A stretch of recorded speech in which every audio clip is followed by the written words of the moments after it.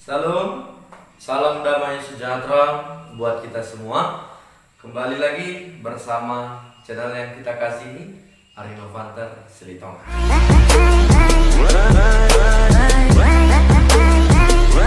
Kita akan mendengarkan kebenaran firman Tuhan.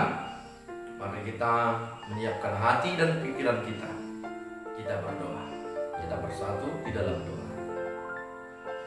Bapa kami yang di sorga, dengan kerendahan hati kami akan siapkan hati dan pikiran kami untuk kami boleh mendengarkan kebenaran firman Tuhan dan bersama belajar motivasi diri kami untuk menjadi pelaku firman di dalam kehidupan kami. Dalam Yesus kami berdoa. Amin. Saudara-saudara yang terkasih dalam Yesus Kristus, senang rasanya bisa kembali lagi bersama teman-teman untuk memberi renungan, motivasi, dan hal-hal yang boleh membangun hubungan kita antara sesama, keluarga, terlebih membangun hubungan dengan Tuhan. Renungan firman Tuhan hari ini tertulis dari Injil Markus pasal 10 ayat 46 sampai ayat yang ke-52. Injil Markus pasal 10 ayat 46 sampai ayat yang ke-52. Saya akan membacakan firman Tuhan. Teman-teman, saudara-saudara yang terkasih, boleh ikuti dalam hati kita masing-masing. Demikian firman Tuhan. Lalu tibalah Yesus dan murid-muridnya di Jeriko. Dan ketika Yesus keluar dari Jeriko bersama-sama dengan murid-muridnya dan orang banyak yang berbondong-bondong, ada seorang pengemis yang buta bernama Bartimeus, anak Timeus, duduk di pinggir jalan. Ketika didengarnya bahwa itu adalah Yesus orang Nazaret, mulailah ia berseru, "Yesus, anak Daud, kasihanilah aku." Banyak orang menegurnya supaya ia diam, namun semakin keras ia berseru, "Anak Daud, kasihanilah aku." Lalu Yesus berhenti dan berkata, "Panggillah dia." Mereka memanggil orang buta itu dan berkata kepadanya, "Kuatkan hatimu, berdirilah, ia memanggil engkau." Lalu ia menanggalkan jubahnya, ia segera berdiri dan pergi mendapatkan Yesus. Tanya Yesus kepadanya, "Apa yang kau kehendaki supaya aku perbuat bagimu?" Jawab orang buta itu, "Rabuni, supaya aku dapat melihat." Lalu kata Yesus kepadanya, "Pergilah, imanmu telah menyelamatkan engkau." Pada saat itu juga melihatlah ia, lalu ia mengikuti Yesus dalam perjalanannya. Amin. Sedemikian jauh pembacaan firman Tuhan. Saudara-saudara yang terkasih dalam Yesus Kristus, rangkaian bacaan firman Tuhan hari ini semoga menjadi bisa kita boleh sama-sama belajar ya, dengan satu tema yang akan kita renungkan, yaitu manusia terbatas tapi tidak untuk Tuhan. Manusia terbatas tapi tidak untuk Tuhan. Teman-teman, saudara-saudara terkasih dalam Yesus Kristus, banyak hal yang terkadang rumit kita lakukan.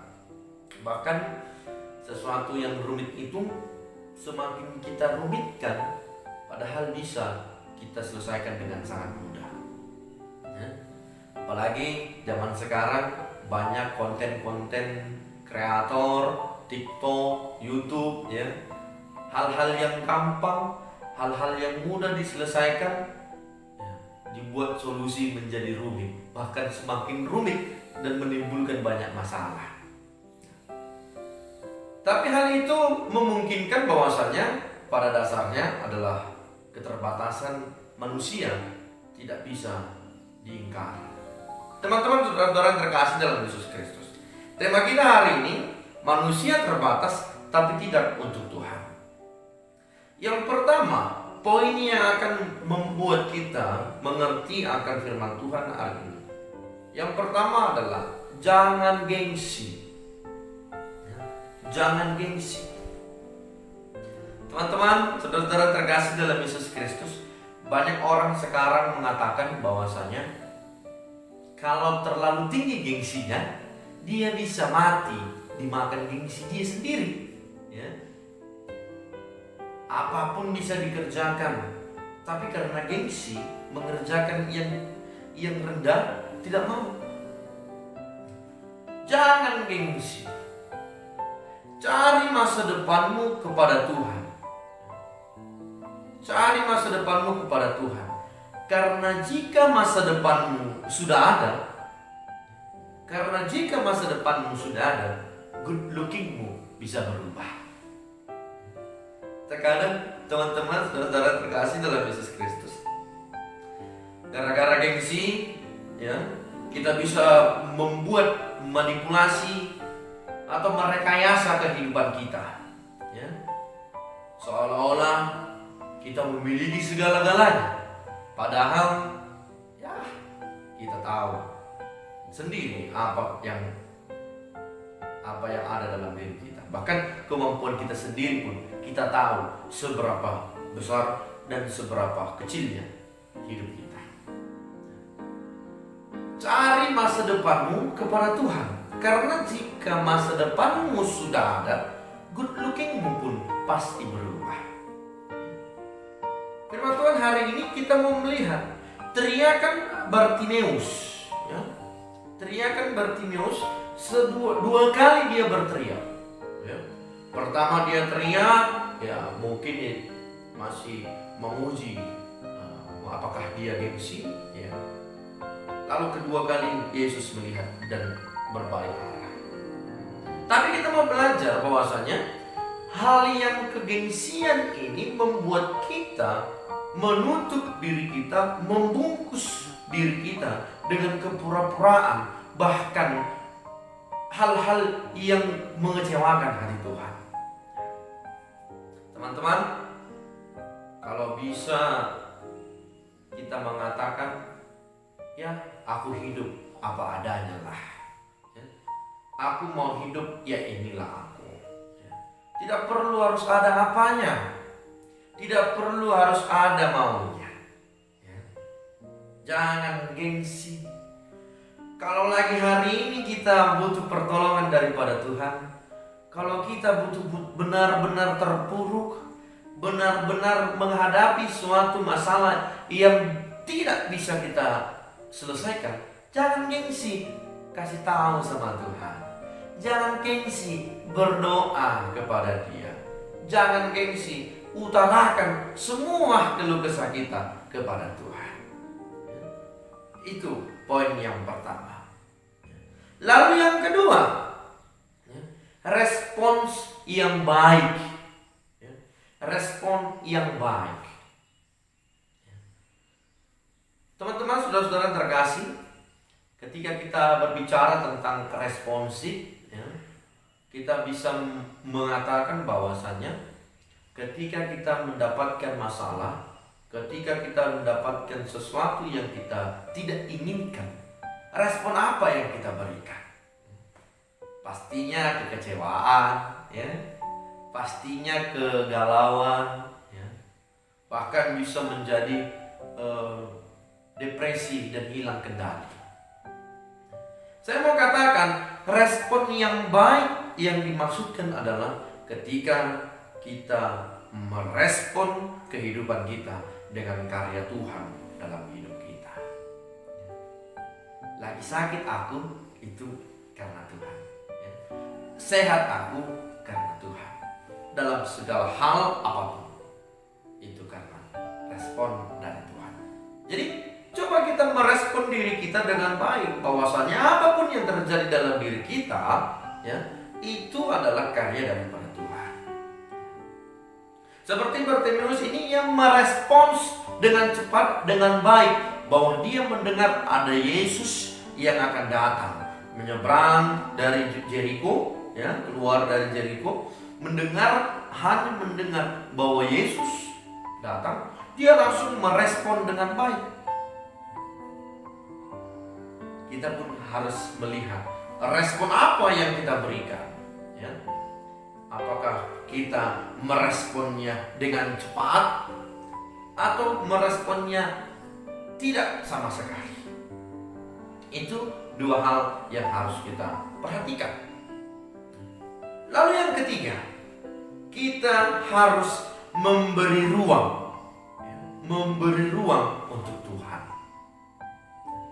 Teman-teman, saudara-saudara yang terkasih dalam Yesus Kristus, memberi ruang tempat untuk Tuhan artinya kita membuat satu hubungan intim bersama Tuhan.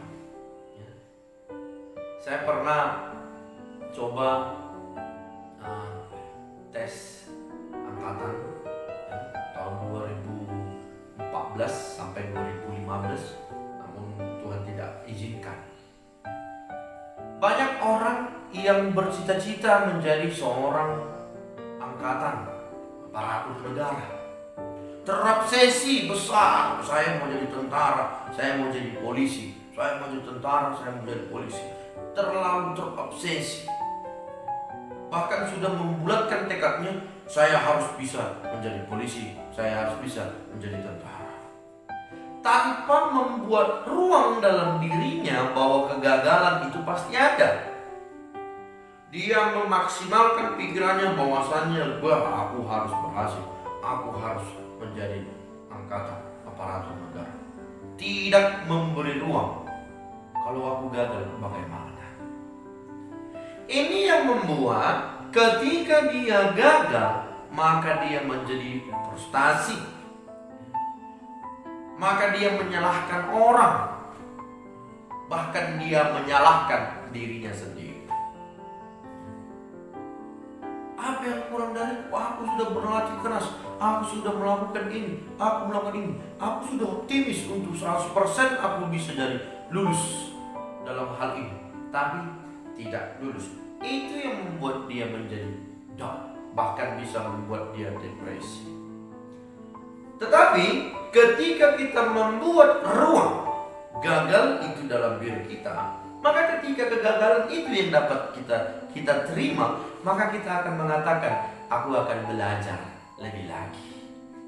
Karena kegagalan itu pasti ada, maka harus ditempatkan, maka harus dibuka, diberi dia tempat untuk gagal. Jangan hanya untuk suksesnya. Kalau 100% harus sukses,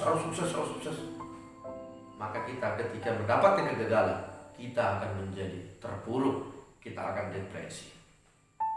Begitu ketika kita memberi ruang tempat untuk Tuhan. Bahwasanya dari keterbatasan kita manusia, kita harus memberi ruang tempat bagaimana kita bisa berkomunikasi, berhubungan secara baik dengan Tuhan. Ya. Ini yang perlu kita bangun. Ya.